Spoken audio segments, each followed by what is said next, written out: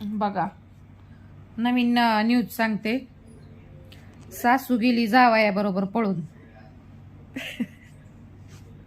खरी घटना आहे.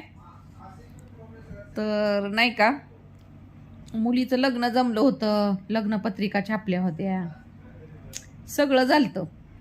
आता उद्यावर लग्न होतं, लग्नपत्रिका वाटल्या, सगळं केलं, आणि ह्या जावयावर सासूचंच प्रेम झालं. सासूनं त्याला एक फोन घेऊन दिलता, आणि त्या फोनवर ती सासून जावाई 2-2, 3-3 म्हणजे नाही का दिवस ना रात्र बोलत होते. पण त्या मुलीला काहीच कल्पना नव्हती. मुलगी पण गेली आता डिप्रेशनमध्ये, आजारी पडली. आणि ती म्हातारा आता हुडकायसाठी त्या बाईचा नवरा पोलीस चौकीच्या चक्रा मारत आहे. बघा, असं काय तर होतंय. हाय का नाही काय तर कॉमेडीच.